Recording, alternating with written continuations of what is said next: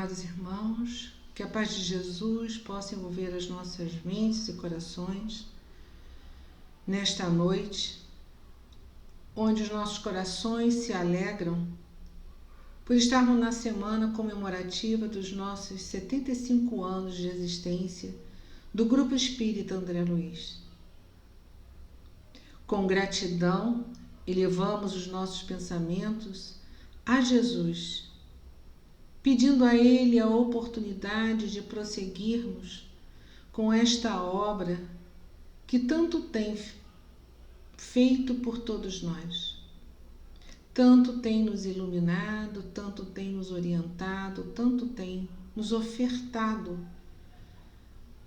de oportunidade de crescimento, oportunidade de melhoras, oportunidades de servir a Jesus, para que um dia possamos deixar este legado que ora recebemos nas mãos daqueles que hão de dar continuidade a esta obra consoladora, a esta obra de levar os ensinos de Jesus aos corações daqueles que sofrem e que, sequiosos de consolo e conforto, aportam a nossa porta como um dia aportamos, para aprender, para estudar, trabalhar e servir ao Cristo, Mestre dos Mestres, Médico dos Médicos, a todos os mentores da nossa querida casa, na figura do nosso patrono André Luiz, nossa gratidão por todo o trabalho, por todo o serviço que nos foi ofertado ao longo desses anos, para que possamos caminhar, olhar para nós mesmos e começarmos a crescer na direção do Cristo. Esta é a proposta desta grande casa, deste grande abrigo, dessa grande escola. Para os nossos espíritos que aqui chegaram um dia, ainda tão jovens, mas buscando a verdade de Jesus, buscando entender e compreender os ensinos de Jesus. E hoje nós vamos dar continuidade ao estudo do Livro dos Espíritos, na sua segunda parte, capítulo 7, da volta do espírito à vida corporal, e nós vamos estudar o tema idiotismo e loucura. Mas para darmos início a este tópico, nós vamos voltar à questão 167 do Livro dos Espíritos, onde Kardec pergunta aos espíritos superiores: qual o fim objetivado com a reencarnação? Expiação, melhoramento progressivo da humanidade. Sem isso, onde a justiça? Então, a nossa reencarnação, ela tem por objetivo expiar as nossas dificuldades, as nossas faltas deixadas no passado e o melhoramento progressivo da humanidade. Melhoramento progressivo da humanidade através da melhora de cada um de nós. A humanidade vai progredindo, a humanidade vai melhorando na medida que cada um de nós melhora. Sem isso, sem expiar as faltas e sem progresso, não haveria justiça. E mesmo que quando a gente para pensar no tema da palestra de hoje, idiotismo e loucura, e pensarmos onde pode haver a justiça, é porque nós esquecemos muitas vezes desse contínuo que é a nossa vida. Nós temos várias existências, mas a vida é uma só. Só uma única vida. Fomos criados simples e ignorantes para alcançarmos a perfeição. Esse é o nosso fanal. Enquanto estamos a caminho, nós ora estamos encarnados, ora estamos desencarnados. Ora encarnados, ora desencarnados. Mas nós só vamos efetivamente mostrar aquilo que aprendemos, as nossas conquistas, aquilo que já fizemos quando reencarnamos. Por isso a necessidade da reencarnação, para expiar, para limpar aquilo que nós fizemos errado, reparar o erro que fizemos, para que o progresso se faça, para que a justiça se faça. Deus é infinitamente bom, amoroso e justo. E nada ocorre nas nossas vidas, nas nossas encarnações, que não seja do conhecimento dele, que não seja da permissão dele para que nos ocorra. Na pergunta 168, Kardec ainda vai perguntar assim, é limitado o número das existências corporais ou o espírito reencarna perpetuamente? E aí ele responde que cada nova existência, o espírito dá um passo para diante na senda do progresso. Desde que se ache limpo de todas as impurezas, ou seja, desde o momento que ele alcance a condição de espírito puro, não tem mais necessidade das provas da vida corporal. Então, ele não mais vai necessitar da reencarnação como uma prova ou como uma expiação, como ainda vivemos no nosso planeta. Nós estamos caminhando para um planeta de regeneração, onde todos aqueles que aqui permanecerem irão ter provas, mas não terão mais expiações. A expiação nos é imposta pela lei para que nós possamos aprender efetivamente aquilo que nós fizemos e que não resolvemos aprender através da lei do amor. Então, quando nós resolvemos, de forma rebelde, manter uma determinada posição contrária à lei divina, chega uma hora que a lei do progresso diz assim: filho, filha, está na hora de reencarnar e as condições vão ser essas. Nós, muitas vezes, nessas condições, não vamos poder escolher a nossa programação. Ela nos vai ser confiada por espíritos tutelares das nossas existências, das nossas vidas, e que vão dizer assim: não tem mais jeito. Você não escolheu caminhar da forma mais suave. Então, Kardec pergunta na questão 371 o seguinte: tem algum fundamento o pretender-se que a alma dos cretinos e dos idiotas é de natureza inferior? Não. Não pode. Deus nos criou simples e ignorantes para alcançarmos a perfeição. Então, a natureza de quem somos é toda igual. Nós todos somos filhos de Deus. Então, nenhum fundamento existe na ideia de que a alma, o espírito que habita um corpo de um irmão que está se manifestando com o cretinismo ou com o idiotismo, possa ser de uma natureza inferior. Pelo contrário, os espíritos respondem para nós que eles são almas que, não raro, muito inteligentes, que sofrem influência dos meios que dispõem para se comunicar, insuficiência dos meios para se comunicar, porque eles não podem se comunicar, porque a estrutura orgânica deles foi lesada ao longo do tempo. Então, eles não têm condição, na grande maioria, as estruturas encefálicas foram destruídas por mau uso da inteligência.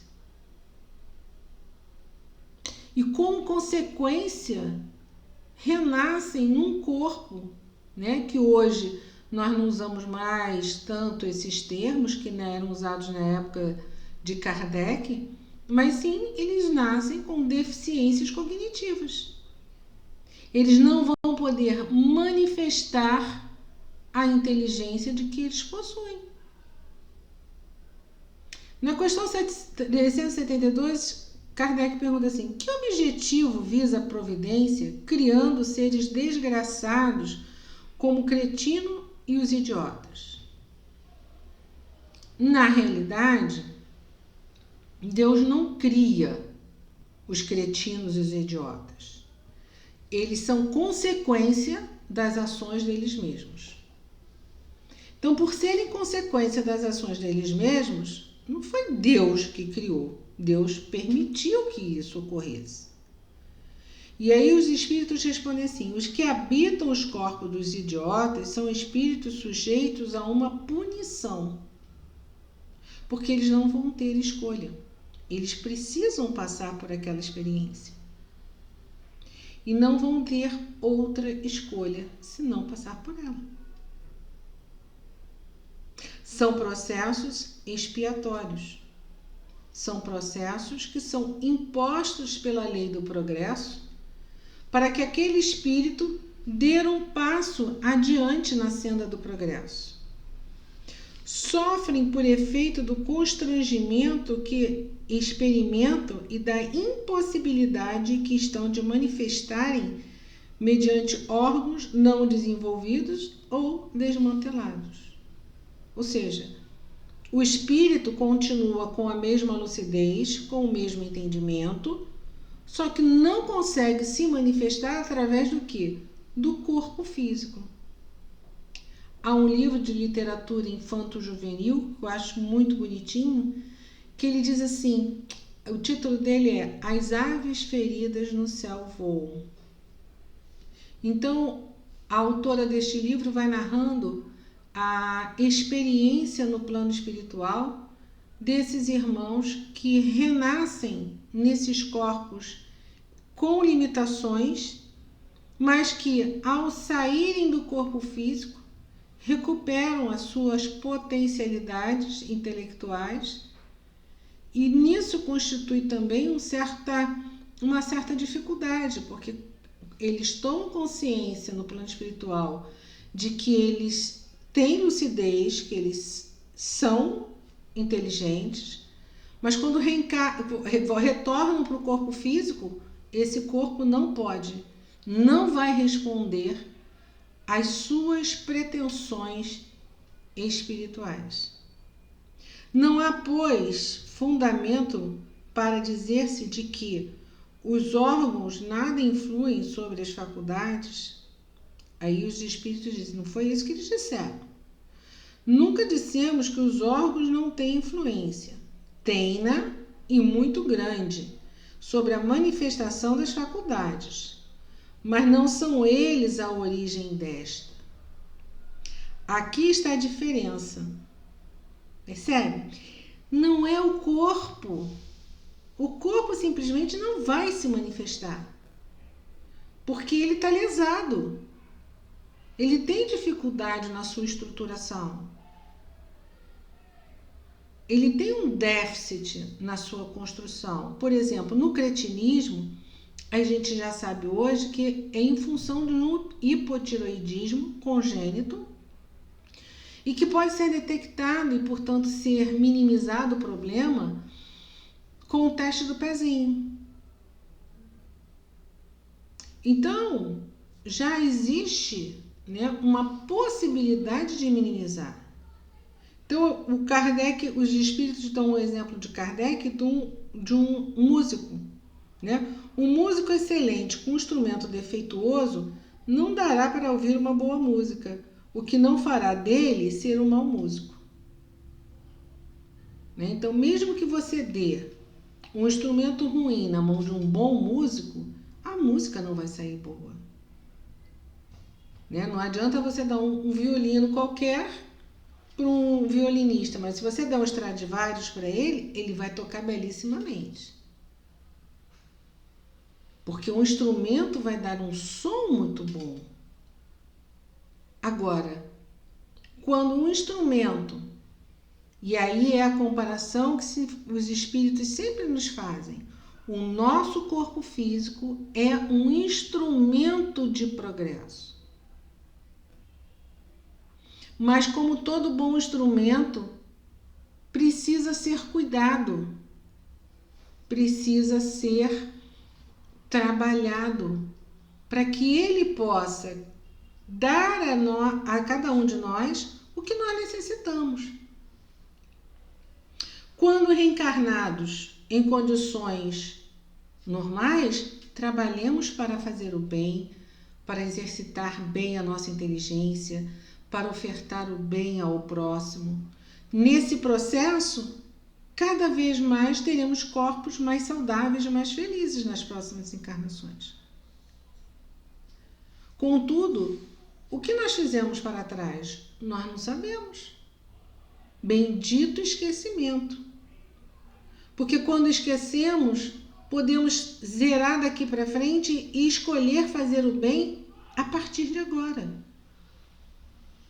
Infelizmente, esses nossos irmãos que têm esse comprometimento cognitivo, eles não têm tanta condição de expansão, mas mesmo assim, mesmo eles crescem. Mesmo eles vão aprendendo algumas coisas. E quanto mais estimulados, quanto mais trabalhados hoje em dia com o conhecimento que nós temos, melhor é para eles. Então é preciso que nós possamos trabalhar com eles um processo também de evangelização. Levar para ele a palavra do Cristo, levar para ele os ensinamentos. Muitos poderão perguntar, mas o que ele vai perceber? Fisicamente, muito pouco, mas espiritualmente, tudo aquilo que você ofertar. Tudo aquilo que você der a ele, ele vai começar a perceber enquanto espírito. Oferte músicas de alto padrão vibratório. As músicas clássicas harmonizam ambientes, harmonizam a mente deles e nossas. Então a música é um grande veículo de processo de cura das nossas almas, não só dos nossos corpos. Qual será o mérito da existência de seres que, como os cretinos idiotas, não poderão fazer nem bem nem mal e se acham incapacitados de progredir? Qual é a finalidade de uma encarnação desta? E aí a resposta é uma expiação decorrente do abuso que fizeram de certas faculdades. É um estacionamento temporário. Então, eles estão aqui, nesta encarnação, expiando faltas que foram cometidas no passado. E não levantemos aqui o que será que eles fizeram, não importa.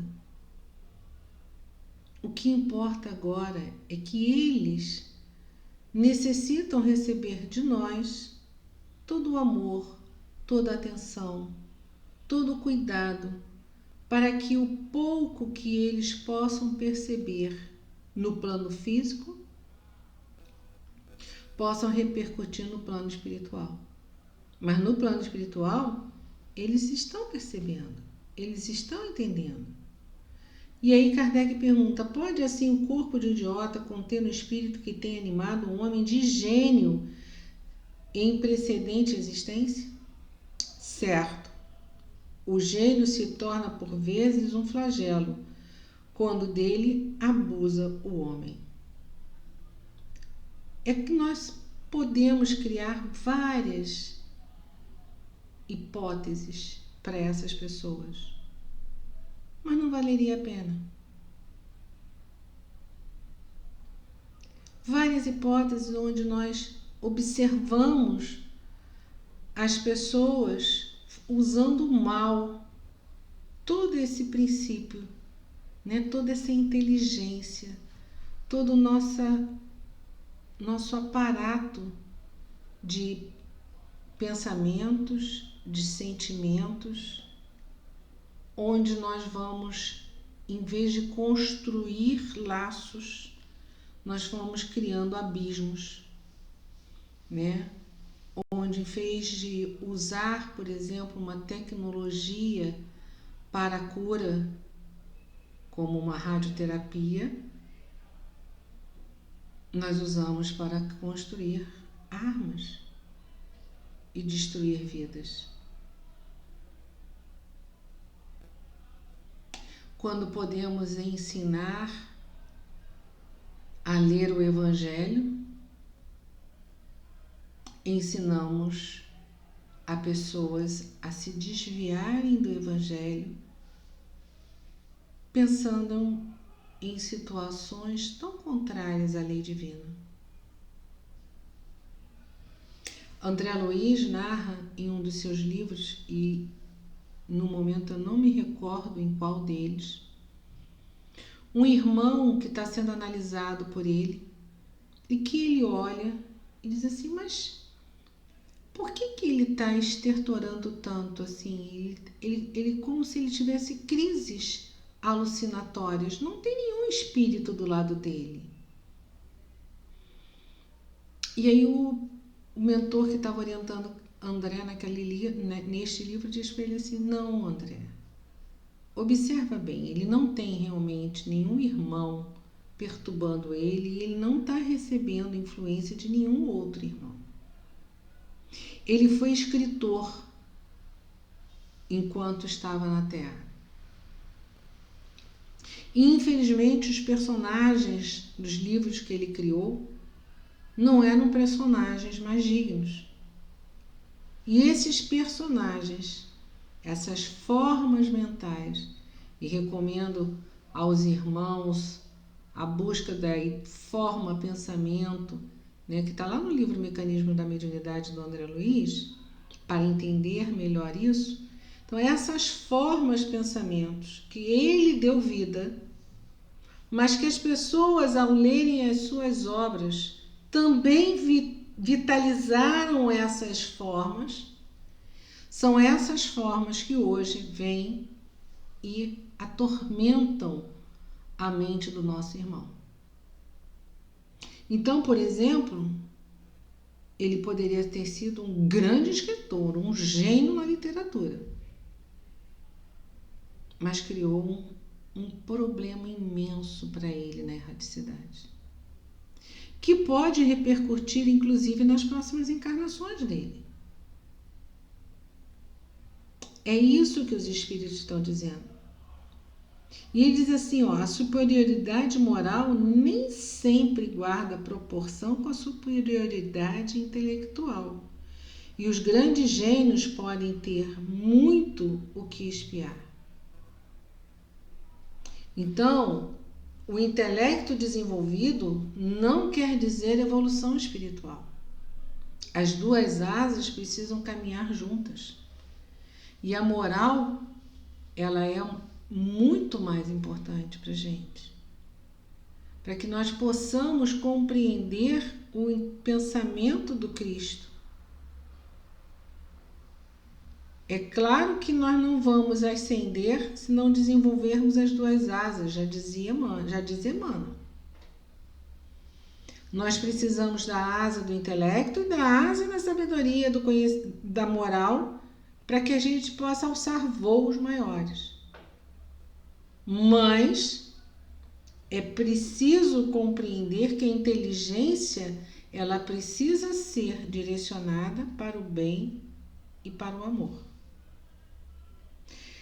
Kardec ainda pergunta assim, na condição de espírito livre, tem o idiota consciência do seu estado mental? Frequentemente tem. Compreende que as cadeias que lhe obstam o voo são provas e expiação. Então, ele entende na erraticidade, quando ele está fora do corpo, de que aquela prova ou expiação foram necessárias porque ele lesou, usando mal a sua inteligência, a matriz que dá origem ao corpo físico. Então, ele não tem como exercer, né, toda aquela inteligência que ele possui, porque o corpo dele vai ser um corpo limitado. E qual na loucura é a situação do espírito? Ele falou aqui do déficit intelectual e agora ele vai trazer para a gente a questão da loucura. O espírito, quando em liberdade, recebe diretamente suas impressões e diretamente exerce sua ação sobre a matéria. Encarnado, porém, ele se encontra em condição muito diversa e na contingência de só fazer com o auxílio dos órgãos especiais. Ou seja, na erraticidade, o espírito tem mais liberdade. Quando encarnado, é necessário que o corpo possa ofertar, né? Como Kardec fala, quer dizer, o mudo que tem deficiência nas cordas vocais, ele não vai falar. Não tem como falar. Então, o espírito, quando em liberdade, ele tem mais desencarnado, né? Ele tem mais liberdade. Mas para ele se manifestar num corpo físico, ele precisa que este corpo tenha uma estrutura capaz de que ele se expresse. André Luiz, no livro Mecanismo da Mediunidade, no capítulo 24, ele vai tocar sobre esse assunto, né? Ele vai estudar conosco este assunto.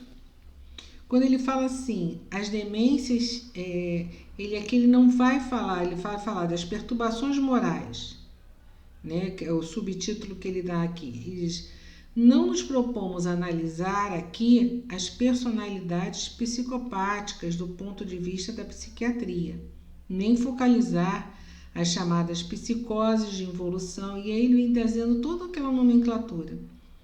Mas ele quer mostrar para a gente aqui o quanto os nossos pensamentos fazem com que a gente vá lesando o nosso corpo,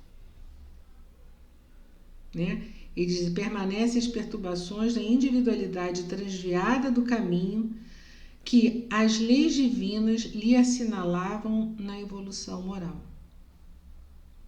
Enquanto se lhe mantém a internação no instrumento físico transitório, até certo ponto, ela consegue ocultar no esconderijo da carne os resultados das paixões e abusos, extravagâncias e viciações em que se dedica.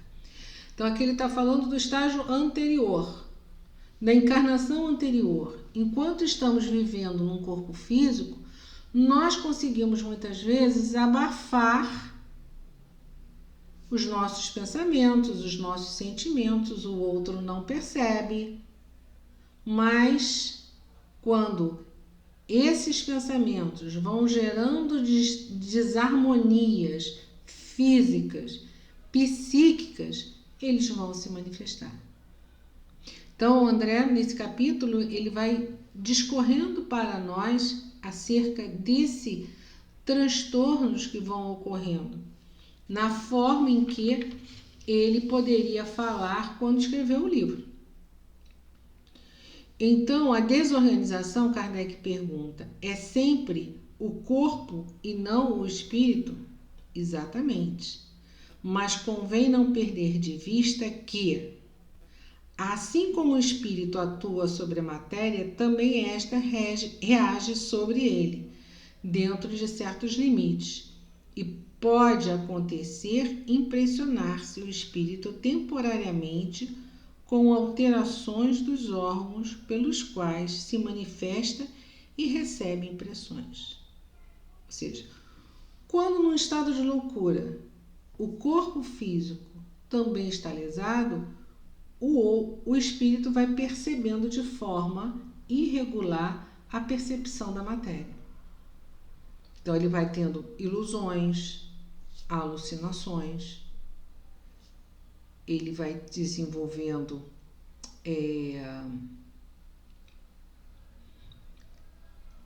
confusões mentais, ele não começa a perceber mais, porque ele tem a estrutura física dele comprometida. Só que a estrutura física dele comprometida é fruto das ações que ele implantou ao longo do tempo.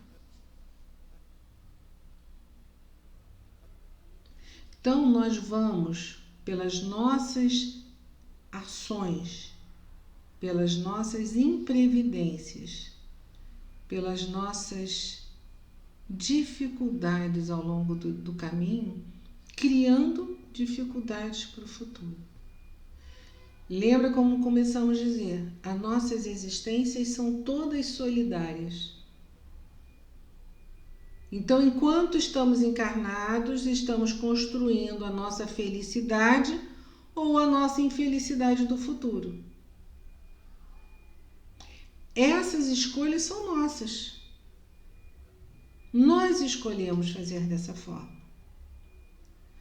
Então, como nós temos livre-arbítrio, nós somos responsáveis pelas nossas ações.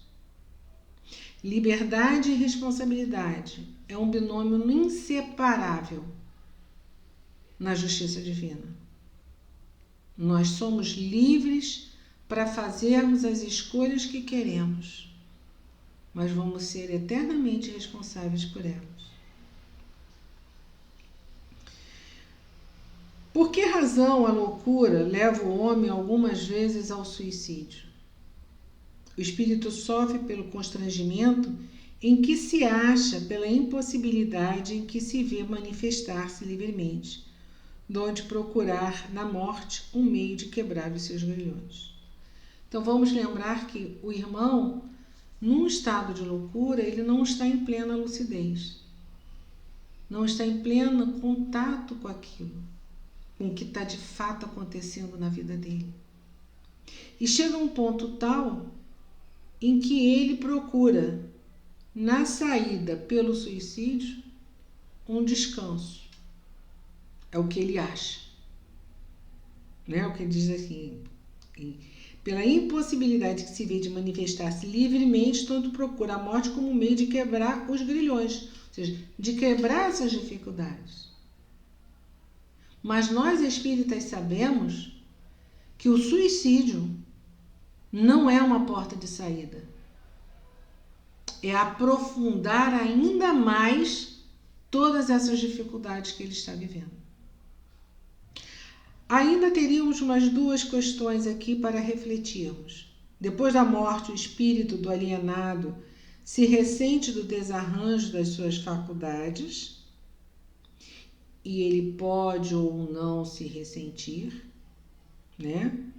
Ele vai se ressentir durante algum tempo, como lá no início do livro dos Espíritos, Kardec diz que quando nós desencarnamos, passamos por um período mais ou menos longo de perturbação.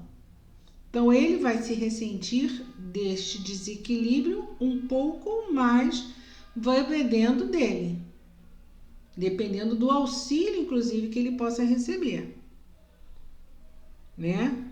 Mas vai ser por um tempo relativamente, né, que ele possa contribuir. Ele diz assim, esse tempo após a morte, até que se desligue completamente da matéria. Como o homem que desperta se ressente por algum tempo da perturbação que lançara o sono. Ou seja, quando a gente acorda de manhã, né, às vezes a gente fica assim, meio sonolento, meio difícil ainda de estar num pleno estado de lucidez. É mais ou menos isso que ele está dizendo, que Kardec, os espíritos estão respondendo a Kardec. Mas vai depender do quê? Do quanto apegado à matéria ele está. Da mesma forma que o espírito, mesmo sem ter nenhum desses problemas, vai ter mais ou menos tempo desta perturbação, né, no despertar na vida após existência, na vida futura, na erraticidade, vai depender dele.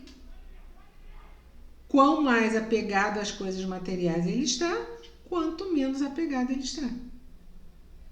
De que modo a alteração no cérebro reage sobre o espírito depois da morte? Como uma recordação. Então, na realidade, é como um apego. Se eu ficar apegada a tudo aquilo que eu sofri, vou viver sofrendo no plano espiritual. Nós somos aquilo que pensamos e sentimos. Por isso, a espiritualidade superior vem convidando-nos a educar os nossos pensamentos e os nossos sentimentos, para que possamos pensar retamente, sentir retamente, para que possamos efetivamente galgar degraus na nossa escada evolutiva.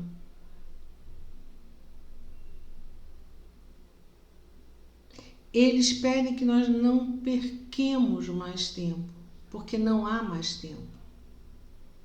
Não há mais tempo para aqueles que querem viver uma vida melhor. Porque, como Jesus disse, nenhuma das ovelhas que o Pai lhe confiou se perderá.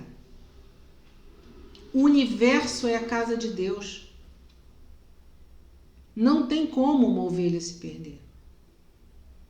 Nós fomos criados simples e ignorantes para chegarmos à perfeição. Portanto, todos nós vamos alcançar a perfeição, sem exceção. Qual a diferença? A duração, o tempo. Os mentores antigamente diziam: os tempos estão chegando. Os tempos já chegaram. Os tempos são agora. É agora que nós temos que fazer a decisão de seguir o Cristo e permanecermos num planeta de regeneração, onde não haverá mais esses processos expiatórios, ou começarmos em um outro planeta, ou darmos continuidade em outro planeta o nosso processo evolutivo. Porque este processo evolutivo não cessa nunca. Então nós estamos sendo convidados a ser feliz o quanto antes, ou infeliz por um largo período de tempo.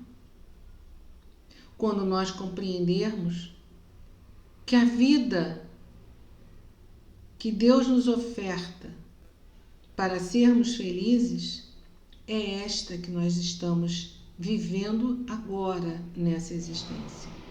Porque isto continua como vida. A vida é uma só, estejamos nós encarnados ou desencarnados. E esta vida nos propõe a felicidade. Mas para sermos felizes, precisamos colocar o primeiro mandamento da lei divina em ação, que é amar a Deus sobre todas as coisas e ao próximo como a nós mesmos. Este é o convite de Jesus para todos nós. Aprender a conjugar o verbo amar, não apenas na nossa direção, mas também na direção do próximo.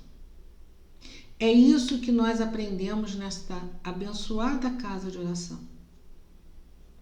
É isso que os mentores há 75 anos ofertam a cada um de nós. É isso que aprendemos com todos aqueles que nos antecederam no trabalho material desta casa. Quantos exemplos nós tivemos? Quantos irmãos venceram a si mesmos e estão hoje no plano espiritual, auxiliando, trabalhando para que a nossa querida casa, o nosso querido Grupo Espírita André Luiz, possa prosseguir por mais 75 ou mais anos, servindo ao Cristo, servindo ao próximo, educando, orientando, ensinando-nos a amar. Que a paz de Jesus esteja conosco, hoje, agora e sempre. Graças a Deus.